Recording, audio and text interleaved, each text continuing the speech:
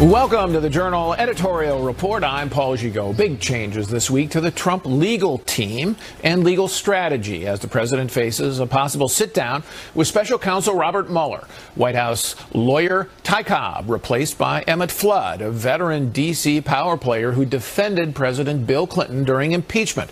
This as attorney Rudy Giuliani revealed that Mr. Trump made a series of payments to reimburse his personal lawyer, Michael Cohen, for money paid to adult film star Stormy Daniels, and a leak of potential questions that special counsel Robert Mueller might ask Mr. Trump in an interview, something the president said Friday he'd love to do. I would love to speak. I would love to go. Nothing I want to do more because we did nothing wrong. I have to find that we're going to be treated fairly because everybody sees it now, and it is a pure witch hunt. Right now, it's a pure witch hunt. Joining the panel this week, Wall Street Journal columnist and deputy editor Dan Henninger and columnist Kim Strassel and Bill McGurn. So, Dan, what do you make, first of all, of the changes in the Trump legal team, and does it suggest a change of strategy? Oh, it does, I think, suggest a big change of strategy. Emmett Flood of the Williams & Connolly law firm is one of the absolute top defense attorneys in Washington. He's known to be very aggressive, very precise, and I think if the White House listens to him, if Donald Trump listens to him, they should be in a position now to really fight back or at least contest with the Mueller team. But based on those shots we just saw of Donald Trump, the problem, I think, Paul, is that Donald Trump simply does not believe he's done anything wrong. He doesn't process the danger. He's going to have to listen to Mr. Flood, I think, if he has any prospect of success in resisting the Mueller prosecution team. Kim, one of the things that I think this suggests is that the White House is understanding that the big threat here is the potential for impeachment if Democrats take the House. Not necessarily an indictment, but impeachment. And Flood's an expert on impeachment. Yeah, exactly. This is about moving away from just worrying about a prosecution, as you said, but rather to look at some of the issues that Mueller seems to be focusing on, for instance, obstruction, and the worry that you simply get a report from Mueller at the end of the day that then Democrats use for impeachment grounds. So this is Mr. Flood's job is going to be to try to circumscribe what Trump is going to even answer or respond to and try to get Mr. Mueller to stand down on some issues like obstruction of justice. Yeah, Bill, let's turn to the Mueller questions. More than 40 of them released. Right. How do you read them as a roadmap to what Mueller is doing? Well, I think, look, he clearly wants answers. I think he's fishing. I think the questions are outrageous. How so outrageous? In the sense of asking a president what his thinking was before a decision that he's fully entitled to take. Namely, firing Comey. Firing Comey. I think the president has a strong constitutional case against this. And in fact, this may be his bet in the sense of having Rudy go out there. In the sense when he says that what Mr. Mueller wants to do to question an inferior officer of the executive branch to question a president about his motivations for decisions that are perfectly within his authority as president. But Bill, I mean, the Ken Starr got to question. Yeah, well, look, I think this is the nature. This is the nature of special prosecutors. I mean, one thing I think that people should acknowledge: it is a witch hunt.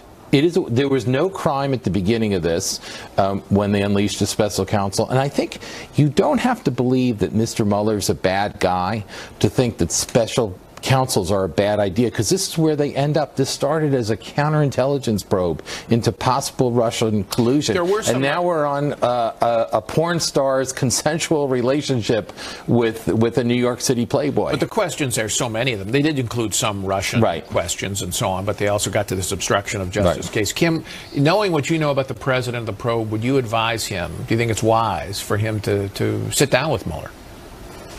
Absolutely not, especially now that we've seen these questions. As Bill said, they are open-ended. They are designed to lead the president down his natural tendency to talk and ultimately get him in a perjury trap. And that should be what their legal team is very wary of, and why there should be some real ground rules before they even thought about sitting down. Yeah, I thought it was good advice that Alan Dershowitz, who's not representing Trump, gave, which is answer written questions, but any other questions that get to obstruction of justice or Bill's ideas, Article 2 powers under the Constitution. Dan, let's turn to Stormy Daniels and the flip there now with acknowledging Rudy Giuliani and the president acknowledging that Michael Cohen did pay her and did pay her to remain silent. What do you make of that? Well, what I make of it is that somebody finally recognized that the president had some vulnerability here in terms of the campaign finance laws. Those are laws with criminal punishments. People have gone to prison for violating them. So you can't be frivolous with a charge like that. And I think they recognize that they had to get their story straight, though they should have gotten the story straight the first time around, because it is now embarrassing for the president to have to say, first of all, that he had no knowledge of those payments, and now to admit he did that. Essentially, he had made a series of $30,000 payments into Michael Cohen's bank account. And, you know, we got to say, Paul, this is very damaging to the president's credibility. Both statements could not be true. He's now the president of the United States. He's dealing with larger issues like the Iran nuclear deal, the North Koreans, all of whom are looking for credibility from the president of the United States. That didn't help. It doesn't help him, Bill. I mean, I agree with Dan on this. If you're trying to say to the American public, believe me on Mueller, right? If you lied about Stormy Daniels. Look, it doesn't help. On the other hand, did anyone ever believe this at the beginning? No, like, is anyone shocked by the? I mean, I think, but that's another way of saying, well, nobody should believe this president on anything. Yeah, well, a lot of people don't. But you can't operate like a president if nobody believes you. In crises? Well, President Trump's done that so far, right? And a lot of people don't believe him. Look, I agree it hurts his credibility, but I also believe it's incredible that this is where we are from, again, an investigation that started into so-called Russian collusion. All right, thank you all very much. Deputy Attorney General Rod Rosenstein responding to an impeachment threat by House Republicans with accusations of extortion. We'll tell you what's at stake in this showdown between Congress and the Justice Department. Next. There have been people who have been making threats privately and publicly against me for quite some time. And I think they should understand by now the Department of Justice is not going to be extorted. We're going to do what's required by the rule of law, and any kind of threats that anybody makes are not going to affect the way we do our job. A defiant Deputy Attorney General Rod Rosenstein responding this week to a group of House Republicans who are threatening him with impeachment for failing to respond to congressional subpoenas. The lawmakers who have accused Rosenstein of stonewalling are demanding access to classified documents related to the Russia probe, as well as potential surveillance abuses by the FBI. The president threatening to step in Wednesday, tweeting, quote, "a rigged system. They don't want to turn over documents to Congress. What are they afraid of? Why so much redacting? Why such unequal justice? At some point, I will have no choice but to use the powers granted to the presidency and get involved." Kim, you wrote a very tough column this week saying about the Justice Department's lack of cooperation here. Why do you think they're in the wrong? Well, they're in the wrong because clearly we already know from what we have seen and has been unearthed by congressional investigators so far that the FBI used poor judgment throughout much of 2016, both in the Hillary Clinton probe and in terms of FISA abuse, surveillance abuse. And so what we're seeing now is Congress attempting to zero in on some very specific questions it has about things that Jim Comey said, things that they believe that the FBI did in the course of that Russia investigation against Trump, and the DOJ does not want that information to go public, and that should alarm everyone. And Kim, some of the objections from the House involve the redactions that were made, insisted upon in the House Intelligence Committee report. You've read that report. Do you think that a lot of those redactions look to you like they're not based on actual threats to national security, but are more in the realm of political protection? Yeah, absolutely. There are some 300 redactions in there. Members of Congress who I talked to who were engaged in that report say that there is no need for nearly all of them. They go to the question of FBI's actions. And look, the history here, Paul, is that every time Department of Justice and FBI has said that we shouldn't release something on the grounds of national security or because of some other reason. It turns out that the only reason they didn't want it released was because it was embarrassing to the FBI or Department of Justice. Yeah, Bill, elaborate on that, because you've been following this throughout, and that's what's kind of happened here. Every time they say, oh, terrible damage, and then you see what they come out with, and it's nothing. Remember the summary that the House Intelligence Committee was going to release, and they put out a press release saying it would be extraordinarily reckless? This is the Justice Department press release. Department. I mean, it's just crazy. A lot of this stuff. And in the end, it was politically embarrassing in some respects, but hardly a threat to any national security. And remember, the questions here involve both the FBI and the Justice Department itself. It's not just a disinterested observer. A lot of this is about their behavior. Look, I think it's incredible that a high-ranking justice official would talk about a legitimate congressional function as extortion. It's just, and he made this comment about rummaging. Yeah, what about that point?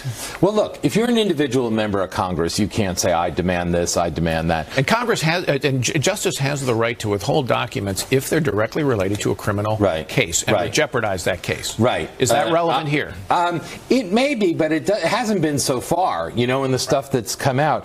And look, I'm not sure I even buy that. I think the system is based on the people knowing through their elected representatives. And when they act collectively, meaning as a full Congress or through the appropriate committees. Remember, the reason that we have subpoenas is because the Justice Department didn't do anything when it was a request. Right. They've had chance after chance to act reasonably, and they haven't. And if Congress decides to hold an official in contempt, I think that's a good exercise. I think they're actually paying the price for not holding the IRS commissioner in contempt back during the Lois Lerner things. Well, but Dan, can you imagine the spectacle of a Republican House or Senate holding a Republican-appointed official from the Justice Department in contempt or impeaching them? I mean, I've worked in this business a long time. That's not one I can remember.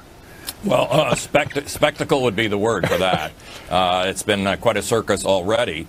And, you know, I think try to put the best face on it for the Justice Department and FBI. There's some reputation that's trying to be protected here, but we have gone past embarrassment, and they have to recognize that. They have to restore the credibility of those institutions. But let's bear in mind there's one big event coming up. We've talked about it before, and that is the Justice Department Inspector General Michael Horowitz's report on the FBI's handling of the 2016 election. And that's going to include detail about James Comey. I suspect it is not going to be. It's going to be very harsh on James Comey and Andrew McCabe. When that report comes out, it's going to be the baseline for discussing this subject. All right, Kim, just the last question, and briefly, where is Donald Trump on all this? He's threatening to use his presidential powers, but I guess my question is, if he wants this out, why doesn't he just declassify it and get it out?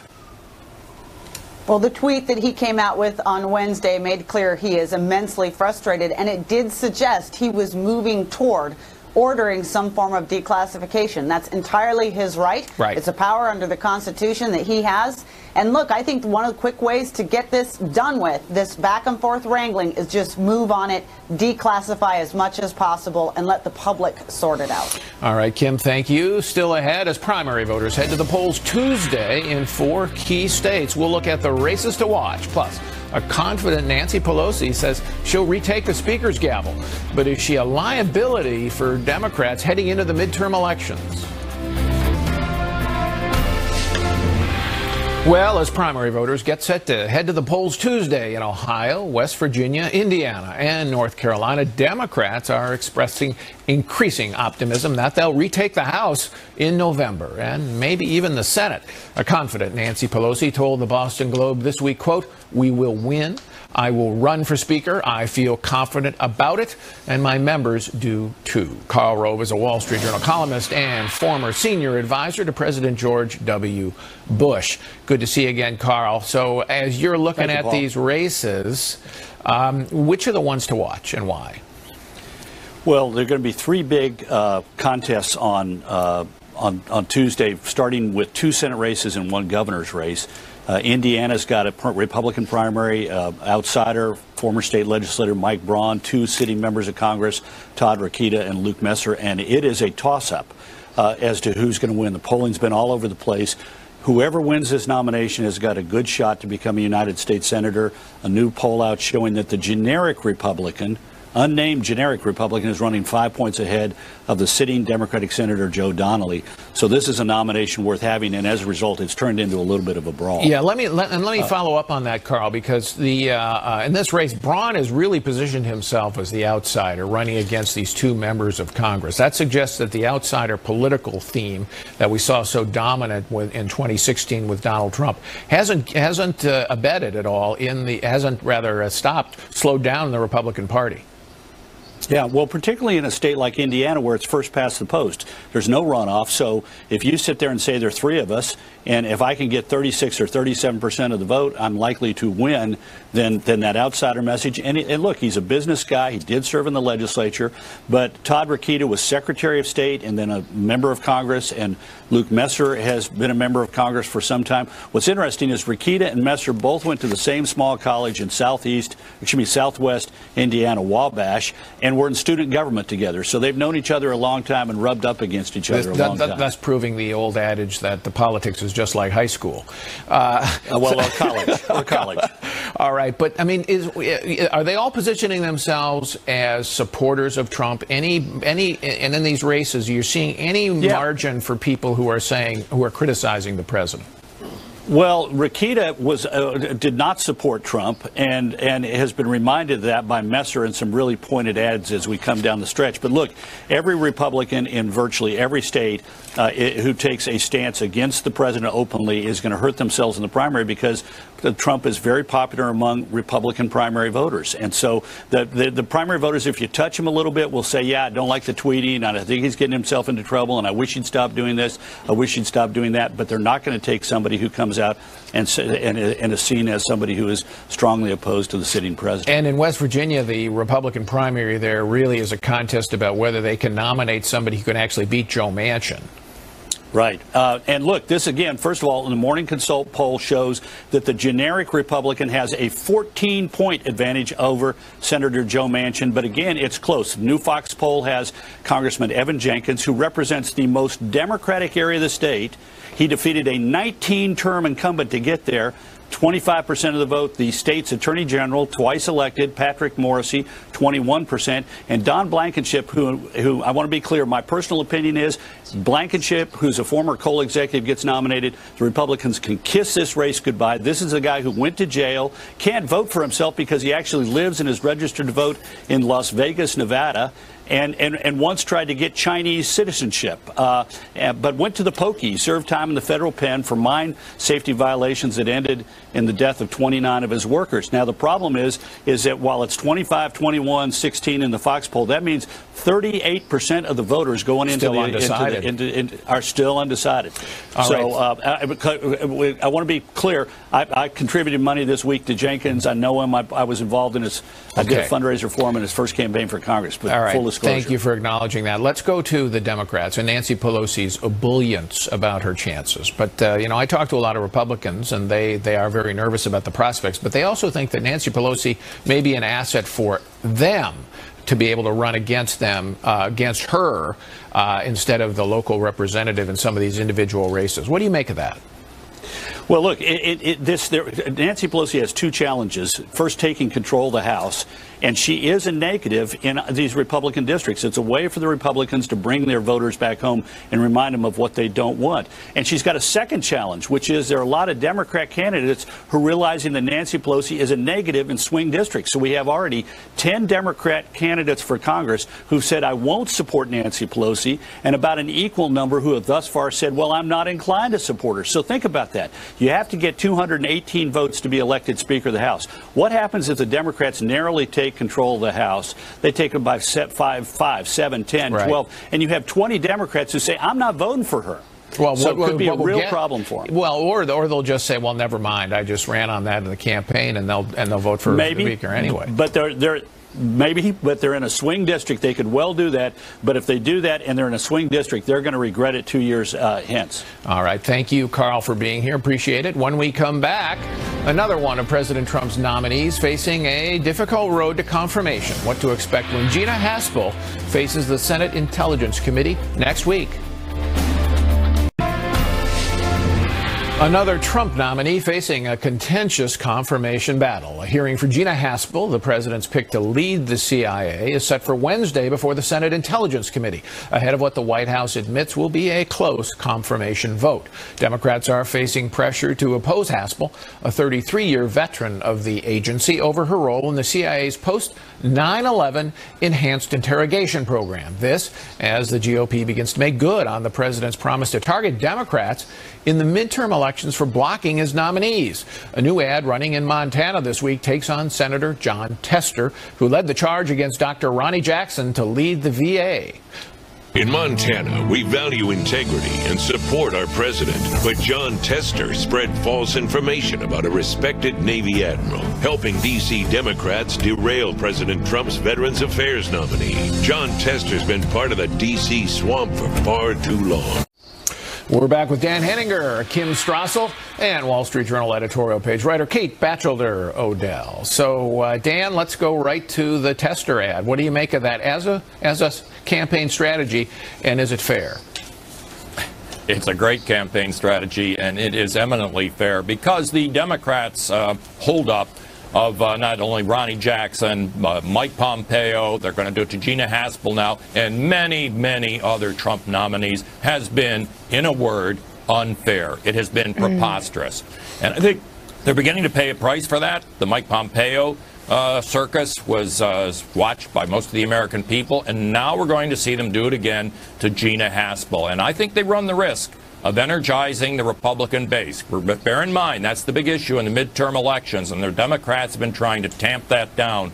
But now, with these nominee oppositions, I think they're bringing the Republicans out. Kim, briefly, though, I mean, I think that Tester must have understood what he was doing here, taking a risk, and probably needed to gin up his own base. How do you think it plays out in the election?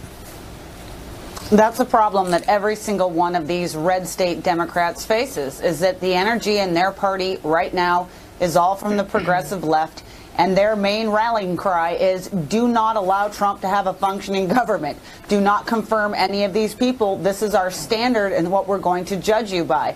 And so Tester and others feel pressure to block these nominations. Problem is, they live in a state where, you know, the vast majority voted for Trump. And if the Republicans can energize their size on it, they might have the greater argument in the end. All right, Kate, let's turn to Gina Haspel.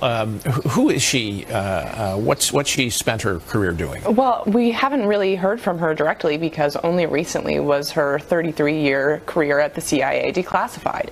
She started on the job as a case officer in Africa and worked her way up the bureau. And she comes up as a clandestine, out of the clandestine service. Exactly, right? And she is one of the first in 50 years to move up and not be a political appointee, but to come from inside the agency. She's also would be the first woman to lead the CIA, which usually Democrats would be excited about and support. But because of her involvement in some post-9/11 enhanced interrogation, the Democrats have decided to relitigate the entire mid-2000s again. And Rand Paul is also opposing her already, correct? He is, and he's badly misrepresenting an episode about destroying tapes involving waterboarding. Explain that. This goes back to Jose Rodriguez, who was running the post-9/11 enhanced interrogation program. And later, when it became really controversial, he ordered that the tapes should be destroyed because he didn't want some of the agents who were doing this to be exposed. Right, and he asked Gina Haspel, his chief of staff at the time, to draft a cable ordering the destruction of the tapes. Now, Rodriguez did not have the authority, had not gotten the authority from the director to do what he asked Gina to do. But all of the later investigations, including from Democrats on House Intel. Well, and also, wasn't there not a special counsel investigation from the Justice Department under Eric Holder? Right, could turn up no misconduct from Gina Haspel. Or, for that matter, they never indicted Jose Rodriguez either. No, but he was reprimanded in the agency, whereas Ms. Haspel was completely exonerated. And when these interrogation techniques were applied, they were legal. there was a memo, series of memos from the Justice Department saying that they were legal, correct? That's correct, and the law has since changed, and by all accounts, Gina is going to say at the committee that she has no intention of going back to the same program without the legal authority. Well, this leads to the question, if you are somebody at the CIA who is tasked with protecting the United States and preventing another attack, and you get a memo that says, you know what, this is legal for the following reasons. Your job is not to say, well, wait a minute, I think that it's your reading of that. Are you sure about this in paragraph 6? I mean, your job is to say, okay, and go get the bad guys. Right, she followed the directions of her boss, and the left wanted her to behave like Sally Yates at the Justice Department and refused to follow the law.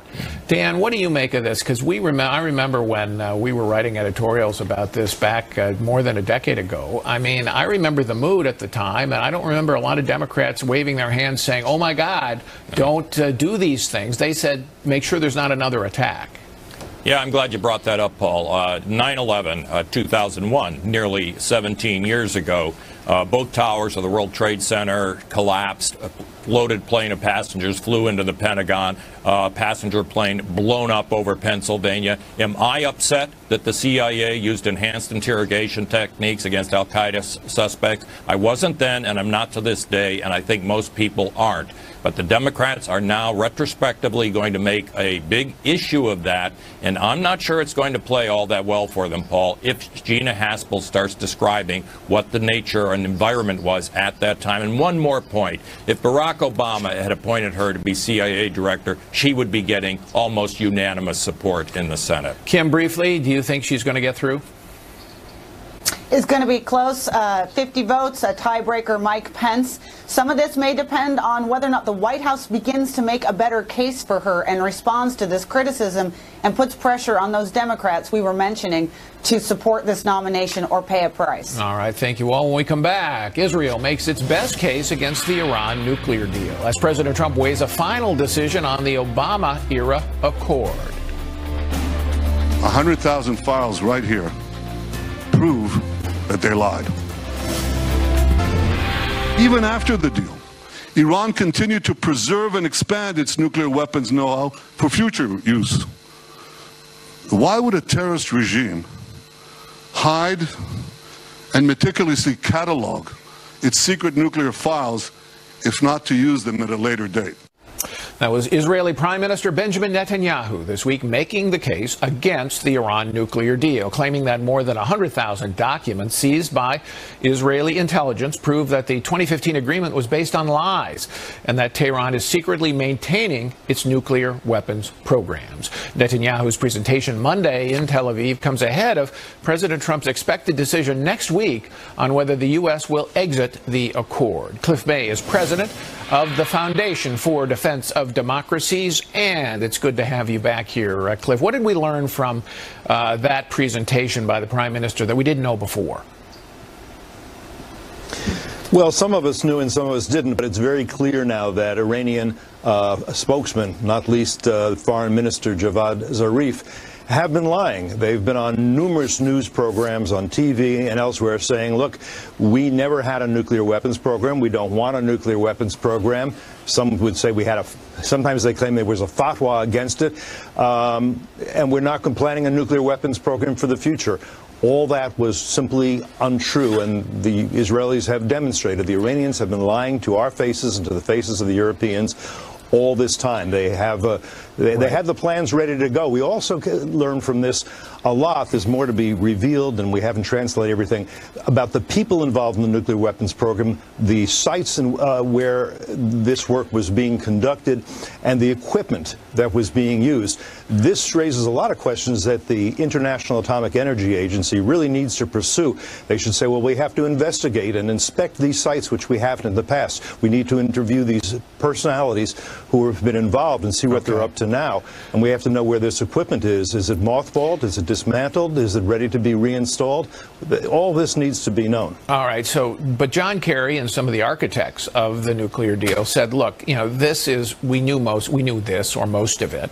And that's why we needed to do the deal in the first place, because we knew Iran wanted to pursue nuclear weapons. That's why we need to contain it with the deal. What's your response to that? My response to that is John Kerry also said that what were called the PMDs, the possible military dimensions, would be revealed by the Iranian regime. They didn't, and instead what we now know is that there were positive military dimensions to all this. You cannot have an intrusive inspection regime, and that's what Kerry claims we have had, unless you know what the Iranians were doing before, because unless you know that, you can't say, well, let's go where you were producing weapons, nuclear weapons triggers, and let us see if you're still doing that or not. We have not been able to inspect any military sites, as though it were a crazy idea that military sites would be a place where military weapons would be produced. We can ask for it if we have separate intelligence. We have to wait 24 days so they can clean it up. All of that. What we see is that, and what we should understand now, is that this agreement never stopped Iran from developing nuclear weapons. It may have delayed it in some respects, but that's not even clear. All right. The Iranian plan, we know, I think from this information, is to get their economy back in shape through the lifting of sanctions, and they've gotten billions of dollars from us, and then at a time of their choosing, go ahead to develop nuclear weapons, which has always been their intention, even as they've denied it. All right, but the president faces a big decision next week, and he's been negotiating, his administration has been negotiating with Europe to try to get to a common ground about whether to revise the deal, at least agree from this end, than the Western powers, to revise the deal. How close are they? Are they making progress on an agreement? Probably not. I think there are two possibilities. One is that President Trump will terminate the agreement. Right. French President Emmanuel Macron and German Chancellor Angela Merkel came to Washington and tried to convince him otherwise. Macron says, I don't think we actually did. So he could terminate the agreement. But the other possibility is that he decides not to terminate for now, but to do a couple of things. One is to impose sanctions outside of the nuclear framework, sanctions for terrorism, sanctions on the missile program, and these are missiles meant to carry nuclear weapons, by the way, sanctions on a bunch of things, sanction the Central Bank of Iran, sanction ICO, which is the Supreme Leader's big economic fund, and increase the pressure with the threat that the pressure will increase a lot more if the agreement is terminated. But then the Europeans can also go back to the Iranians and say, look, you've been saying all along that you've met your commitments, and so the Americans should as well, and you're not going to renegotiate anything. We now know that you haven't met your commitments, that you've been lying to us. We're disturbed by that. If you want this agreement to stay in place, it's got to be fixed. That means at least the worst flaws in the agreement have to be fixed. That means the sunset provisions, which means that at a certain point Iran is welcomed into the nuclear club about 10 years. Right, that has to be fixed. You can't keep developing these missiles. That's no good. There are a few things. Yeah, go ahead. I just want to finish up here with one point. We only have about 30 seconds, but the president is going to North Korea for a summit. What impact do you think a withdrawal from this deal would have on that psychology of that summit? Look, I think that the deal that Trump gives to the North Koreans and the deal that Trump gives to the Iranians has to be pretty much the same. And in both cases, he needs to say, you cannot have nuclear weapons and the means to deliver them. We will do whatever it takes to stop you. If you understand that, we can do business. If you don't understand that, if you think we're going to let you have nuclear weapons and the means to deliver them to American territory, then we've got a problem, and we will deal with this problem. All right. Thank you very much, Cliff May. Appreciate it. Still ahead, as the Supreme Court wraps up another term, retirement rumors continue to swirl, with liberals begging Justice Anthony Kennedy to not call it quits. With the Supreme Court wrapping up an especially high-profile term, all eyes are on Justice Anthony Kennedy as rumors of his possible retirement swirl once again. The 81-year-old Kennedy, widely seen as the court's swing vote, and an exit this summer would give President Trump the chance to fill his second Supreme Court vacancy. Liberals are begging Kennedy not to go, with an editorial in the New York Times last weekend telling the justice that America needs you. We're back with Dan Henninger, Bill McGurn, and Wall Street Journal editorial board member Alicia Finley. So what is this liberal desire to keep Justice Kennedy in the job? I mean, is it sincere? Well, I think they're worried that Donald Trump will be able to replace him with another conservative, and a lot of more decisions. There'll be a 5-4 conservative majority. And lock it in for a number of years. For a number of years. But what you've seen with the court is John Roberts is very incremental. You haven't seen huge swings. And also Neil Gorsuch, Trump's last nominee, he has not been lockstep conservative. That's exactly right. And in fact, in the recent case with the Quill internet sales tax, he was very questioning. No, he was really disagreeing with some of the fundamental arguments that the Justice Department was taking exactly up. just as Kennedy was. Yeah, that's right. But if Kennedy resigns this year, then you'd have a Republican Senate confirm and vet a replacement. But if Republicans lose the Senate in November, then what would happen is that the Democrats would probably not confirm any nominee. Right. Do you think that's right? No. It'll be like a Merrick Garland case, right? You're going to get a deadlocked court for another 4-4 until the 2020 election. That'll be the stakes for the next 2 years. So that's something that Justice Kennedy has to think about, not just for his own personal legacy, but also for the functioning of the court. Right, and I think exactly. Okay.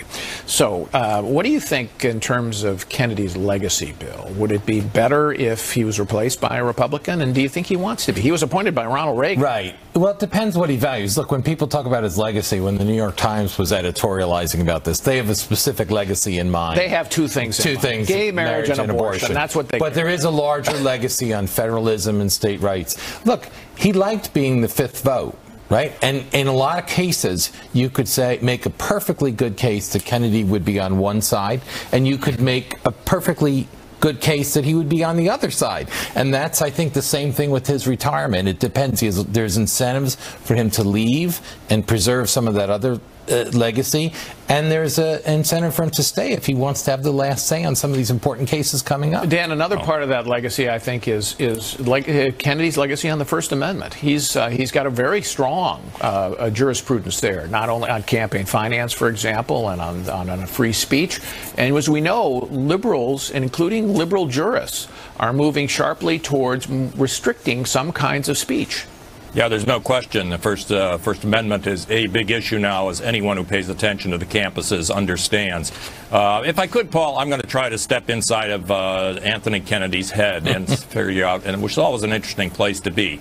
But consider, yeah, he is the swing vote. I don't think Anthony Kennedy regards his swing vote as an idiosyncratic form of jurisprudence. I suspect he wouldn't at all mind forcing the system, the Senate, or even President Trump, to pick a nominee who more reflects what I would call his swing vote jurisprudence, as opposed to the ideological commitments on the left and right, which he would see as producing the polarization, producing gridlock in Congress, and inevitable 4-4 votes in the Supreme Court. He'd like a more pragmatic force of jurisprudence. Now, that might not be as rigorous as you get from some of the justices like Scalia and Gorsuch, but I wouldn't be surprised at all if that's the direction in which Anthony Kennedy is trying to push the question of his successor. Alicia, briefly, we only have about 30 seconds, but the some big cases coming in the next 6-7 weeks. Right, you have two political gerrymander cases that will be decided. The Janus case on public union dues, huge, that's going to be a big one. The Masterpiece Cake case on freedom of conscience, religious liberty, and the Trump travel ban. You have a few other small ones, but yeah, it's a blockbuster term. All I can say, Finley, is you better get your pen ready. I can't go back to California in June. You're going to be writing about it. We have to take one more break. When we come back, hits and misses of the week.